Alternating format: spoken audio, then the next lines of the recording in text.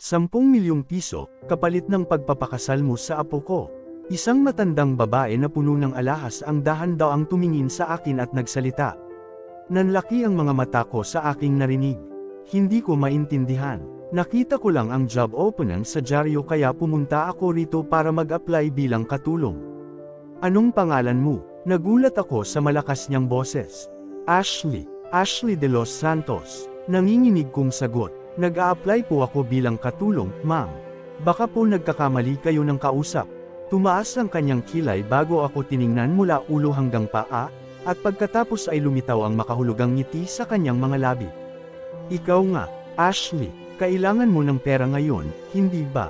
Bibigyan kita ng 10 milyong piso ngayon din para pakasalan mo ang apo kong si Ryder James Sebastian. Nabigla ako sa sinabi niya. Parang gusto kong kurutin ang sarili ko para masiguradong hindi ako nananaginip. Lorna, kunin mo ang tseke sa kwarto. Narinig kong inutusan niya ang babaeng nasa likod niya. Tumakas ang bride ng apo ko. Nakaplanong magpakasal mamayang 3:00 ng hapon sa hardin. Napansin mo naman siguro ang mga dekorasyon sa labas, hindi ba? Ayokong mapahiya ang apo ko sa publiko. Kaya kung pumayag ka, pagkatapos ng kasal ay malaya kang bumalik sa iyong bayan kasama ang perang ibabayad ko sa iyo. Hindi ako makapaniwala sa kanyang inalok. Babayaran ako ng 10 milyong piso para lang magpakasal. Kung ganoon, hindi ko na kailangang magtrabaho bilang katulong dito sa Manila at magpapatuloy na ako sa aking pag-aaral. Ma'am, baka scam po ito, hindi ba? Ako, huwag kang mag-alala, Ashley. Sabi niya nang may ngiti habang iniabot sa akin ang tseke. Ito, kunin mo na, 10 milyong piso, walang labis, walang kulang. Suotin mo na ang wedding dress para sa kasal. Nahihiya akong tumango. Nanginginig ang mga kamay kong inabot ang tseke at inilagay sa aking bag. Magaling, sumama ka sa akin. May kailangan kang ayusin dahil nauubusan na tayo ng oras. Sumunod ako sa kanya, pakiramdam ko'y lumulutang ako sa ulap. Ayusan niyo siya. Siya na ang papalit kay Ingrid kaya isuot na sa kanya ang wedding dress na iyon. Agad na inutusan ni Madam ang 3 baklang kasama namin sa isang kwarto. Agad na napukaw ang aking mata sa wedding gown na kailanman ay hindi ko pa nakita sa buong buhay ko. Punong-puno ito ng kumikinang na mga diamante. Naging abala kami sa mga sumunod na oras. May nag-aayos ng buhok ko, may naglilinis ng mga kuko ko, at may nagme-make up sa mukha ko. Diyos ko, ganito pala ang buhay ng mga mayayaman. Perpekto, parang para sa katawan mo talaga ang sukat ng wedding gown na ito. Walang kailangang ayusin at perpektong bagay ito sa'yo. Tumingin si Madam sa akin at pinuri ako. Tumingin ako sa salamin, ako ba talaga ito? Pwede ba talaga akong maging maganda at mahalin? Sige, maghanda ka na. Ilang minuto na lang at magsisimula na ang seremonya. Sundin mo lang ang mga ibinigay na tagubili ng wedding organizer. Sabi niya at nagmamadaling lumabas. Nanatili akong hindi makapaniwala sa nangyari sa buhay ko ngayong araw. Magkakaroon ng tunay na kasal para sa akin. Talaga bang mairerehistro ito? Proxy lang naman ako. Umiling ako at hindi mapigil ang kabahan. Pagdating ko sa hardin, agad na bumungad sa akin ang mga mayayamang mukha ng mga tao. Lahat sila ay nakatitig sa akin kaya para akong nawala sa sarili. Napalunok ako ng ilang beses bago mapunta ang mga mata ko sa isang gwapong lalaki na hindi kalayuan sa akin. Matangkad ito at nakatitig sa akin. Siya ba ang groom? Bulong ko sa sarili ko habang mahigpit na hawak ang wedding bouquet. Narinig kong nagsimula ng tumugtog ang wedding march at sinenyasan ako ng wedding coordinator para maglakad. Nilakasan ko ang aking loob bago dahan-daang maglakad papunta sa lalaking nakasot sa gitna ng aisle. Pagkalapit ko sa kanya, tinitigan niya ang mukha ko bago iniabot ang kamay ko. Hinalikan pa niya ito na naging dahilan para ako'y kiligin. Magkasabay kaming lumakad papunta sa harap ng pari. Pakiramdam ko'y may mga paro-paro na lumilipad sa loob ng puso ko. Hindi ko maintindihan ang sarili ko. Saan ka ba napulot ni Lola? Nagulat ako nang bamulong siya sa akin. Hindi ako sumagot at tumitig lang ako sa harap. May pake ba siya? Pero hindi sinabi ni Madam na kailangan kong sagutin ang tanong ng apo niya. Pagdating sa harap ng altar, agad nagsimula ang seremonya. Siyempre wala akong naintindihan dahil lutang ang isip ko. Sumagot lang ako ng, I do, at sumabay sa daloy ng event. Bumalik lang ako sa tamang wisyo nang maisuot na ang wedding ring sa aming mga daliri. Matapos ang ilang sandali, inanunsyo ng pari na tapos na ang kasal at maaari ng halikan ng groom ang bride.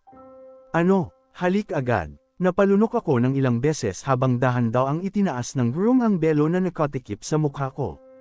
Nakikita ko ang kaseryosohan sa kanyang mukha at ang nagbabagang titig niya. Tumibok ng mabilis ang puso ko nang mapansin kong unti-unting bumababa ang kanyang mga labi papunta sa akin.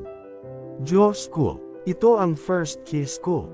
Magtatangka na sana akong umiwas nang bigla niyang hawakan ang ulo ko at agad na dinampi ang kanyang labi. Nanlaki agad ang mga mata ko sa gulat habang naramdaman ko ang paghalik niya sa mga labi ko. Ang tamis. Sambit nito habang hinahabol ko ang aking paghinga pagkatapos niyang bitiwan ang mga labi ko. Narinig ko ang malakas na palakpakan ng mga bisita kaya labis akong nahiya.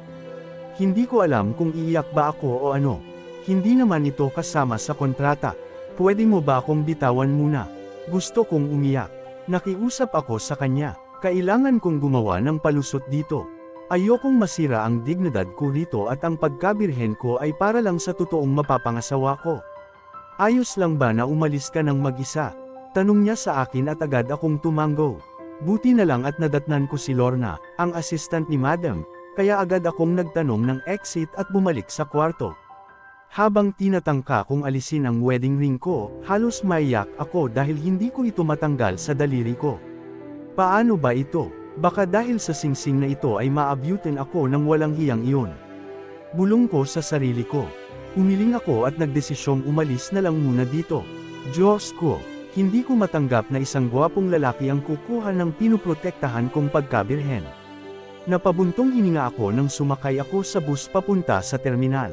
Uuwi ako sa probinsya bitbit ang 10 milyong piso, at pagkatapos ay magpapatuloy ako sa pag-aaral gamit ang perang iyon para matupad ang mga pangarap ko.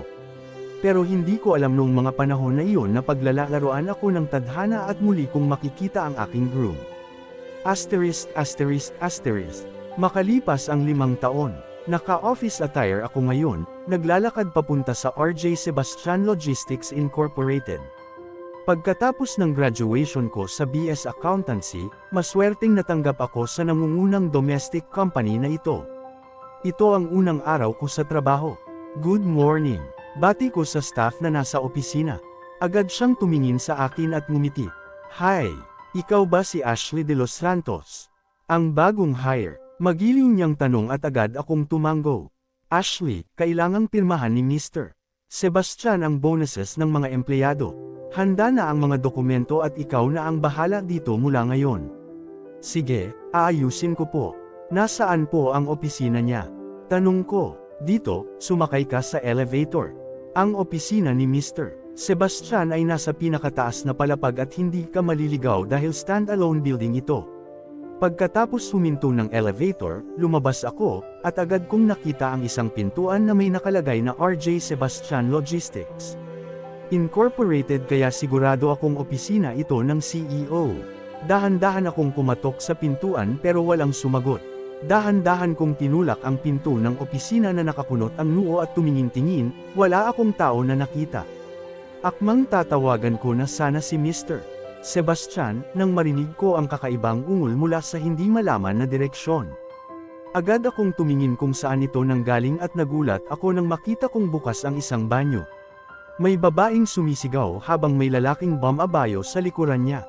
Tinakpan ko ang aking bibig sa gulat at umatras ng hakbang, hindi sinasadyang nabasag ang isang vase. Bang! Bigla akong nilingan ng lalaki habang hindi tumitigil sa ginagawa niya at nakita ko ang gulat sa kanyang mukha. Hindi ko alam ang gagawin kaya agad akong tumalikod. Huwag kang aalis. Malapit na kami matapos. Sigaw niya habang akmang aalis na ako sa opisina. Hindi ako nakagalaw sa gulat, bumaling pabalik at naghihintay na matapos ang katarantaduhan sa likuran ko. Lumapit ka. Bumaling ako at naglakad papunta sa desk. Bumati ng nanginginig ang boses, Good morning si sir. Naupo siya sa swivel chair na nakasut at nakatalikod sa akin. Good morning, Mrs. Sebastian. Sagot niya at agad na tumayo mula sa swivel chair at hinarap ako. Nagulat ako nang tawagin niya ako sa aking pangalan, pero mas nagulat ako nang makita ko siya ng malapitan. Kanina ay hindi ko siya masyado makita noong nasa banyo pa ito. Hindi pwede ito. Siya pala ang lalaking pinakasalan ko 5 taon na ang nakalipas, si Ryder James Sebastian. Nang inig ang mga tuhod ko nang dahan-dahan siyang lumapit sa akin nang may ngiti sa kanyang mga labi.